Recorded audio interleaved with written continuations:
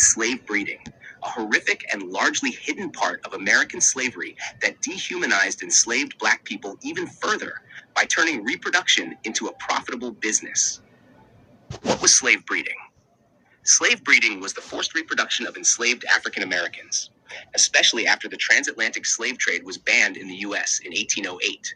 Since the legal importation of African slaves was no longer allowed, plantation owners in the Upper South, like Virginia and Maryland, began focusing on producing more enslaved people domestically to sell to the Deep South, like Mississippi, Alabama, Louisiana, and Georgia.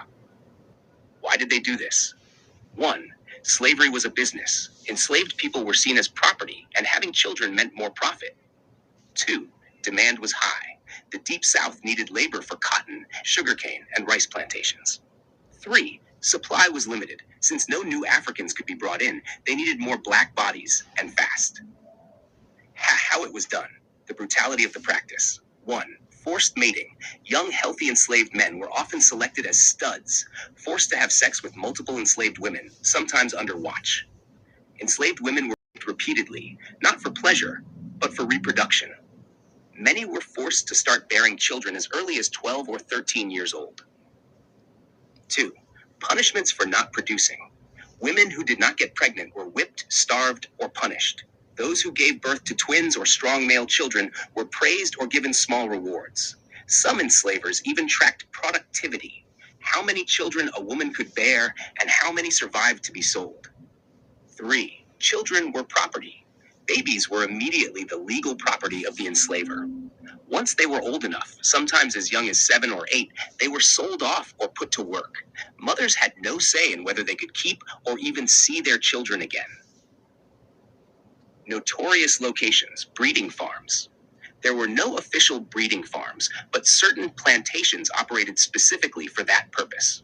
Some infamous locations: Richmond, Virginia, a major slave auction site, fueled by forced reproduction. Goochland County, Virginia, where stories of systematic breeding and rape circulated among descendants and historians. Maryland and North Carolina, also known for using breeding as an economic tool.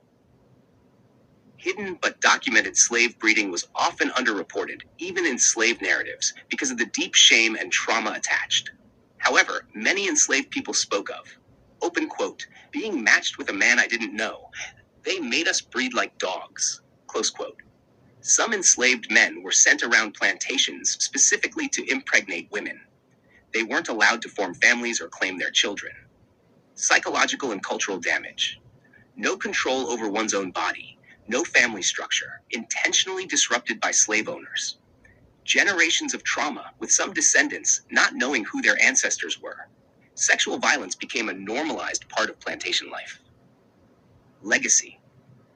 The trauma from slave breeding is part of why Black families were fractured during and after slavery. It's also why issues around bodily autonomy, sexual violence, and reproductive justice are especially sensitive in Black communities today. Here's a powerful and painful excerpt from the WPA slave narratives, first-hand accounts collected in the 1930s from formerly enslaved people who were still alive at the time. This one is from Mary Gaffney, an enslaved woman from North Carolina. Testimony of Mary Gaffney. Open quote, "We was just cattle to them. I was 12 when the man come and say she ready. He was talking about me. They say I had to lay with a man I ain't never seen before. I cried, but that didn't stop nothing. I had 3 babies by the time I was 16. Never got to keep one. They took them soon as they could walk. I asked, where my baby? And they beat me for asking. They called it breeding like horses.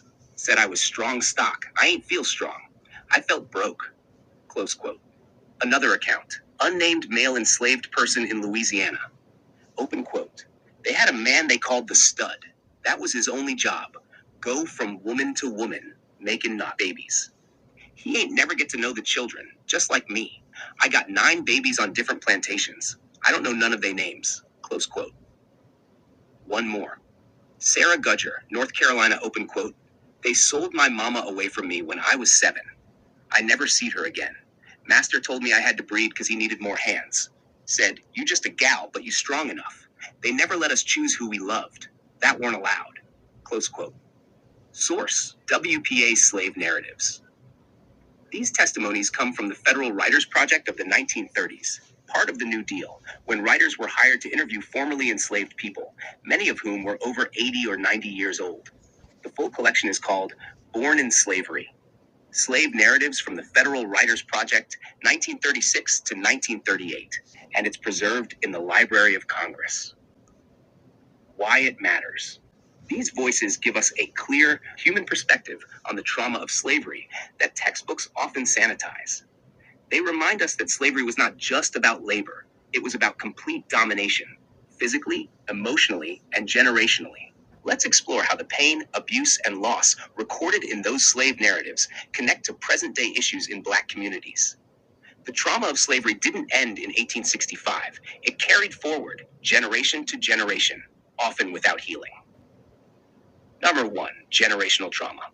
Enslaved people like Mary Gaffney, Sarah Gudger, and countless others endured deep emotional wounds, rape, family separation, powerlessness that don't just disappear when slavery ends. What is generational trauma? It's trauma that gets passed down emotionally, behaviorally, even biologically through families and communities. Black descendants of slavery may experience deep mistrust of institutions, government, healthcare, education, ancestral grief they can't always name, stress reactions to injustice, often without knowing why. 2. Disruption of the Black family enslavers intentionally destroyed the Black family unit, separating parents from children, forbidding marriage, and using women as reproductive tools. Today, higher rates of single-parent households in Black communities aren't accidental. They stem in part from this long history. Systems like child welfare or the prison system continue to break families apart at disproportionate rates. Number 3, reproductive violence and medical mistrust. Slave breeding, forced childbirth, and denial of bodily autonomy created a deep wound around reproduction. Legacy today. Black women are 3 to 4 times more likely to die in childbirth than white women in the U.S. Black communities often have a deep mistrust of hospitals and doctors, rooted in abuses that began during slavery, e.g., forced sterilizations, experiments without consent. Colorism and body exploitation. Because light-skinned children were often the product of rape by white enslavers, a hierarchy of skin tone was created. Enslavers sometimes gave privileges to lighter-skinned slaves. Today, colorism still affects how Black people are treated by society, media, and even each other. Black women's bodies are still hypersexualized, and Black men are often seen as threats, stereotypes rooted in the control and exploitation of their bodies during slavery. Number 5, economic dispossession. Slaves were the original unpaid labor force. They built the wealth of white America while receiving nothing in return. Today, Black families on average have 1/10 the wealth of white families. Slavery-era land theft, Jim Crow segregation, redlining, and job discrimination all link back to that stolen foundation. So why do these stories matter now? Because truth-telling is healing. Listening to these voices, those who were silenced, helps us understand the roots of today's inequalities, break the cycle of silence and shame, fight for justice and repair, including reparations, mental health access, and education. This one comes from a woman named Delia Garlick, interviewed in Alabama in the 1930s. Testimony of Delia Garlick. Open quote, "Whippings? Honey, I seen them whip a woman, strip her naked, tie her up to a tree, and beat her till her back was raw meat. I remember seeing them take a baby from a gal, sell it, and she cry and moan like her heart gonna bust. They say she crazy. She ain't crazy. She just broke. I never knowed what love was. Never seed my mama but once. They told me she was sold down to Mississippi." Close quote. Delia's story speaks to the brutal physical violence enslaved people suffered, the theft of motherhood, having a baby ripped away, then being blamed for the pain, the emotional numbing that comes from never knowing love or family or freedom. This is trauma you can't just walk away from in 1865. It carries across generations, in grief, in silence, and in resilience. Open quote. Imagine growing up never knowing your mother. Imagine being told love is a luxury your skin can't afford. This was the reality for Delia Garlick, born into slavery and interviewed decades later. She said, "I never knowed what love was." These are not just stories of the past, they are the roots of our present. The trauma of slavery didn't end with freedom papers. It lived on in silence, in struggle, and in survival.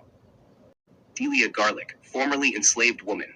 Her words are a reminder. Slavery didn't just steal labor, it stole families, love, identity.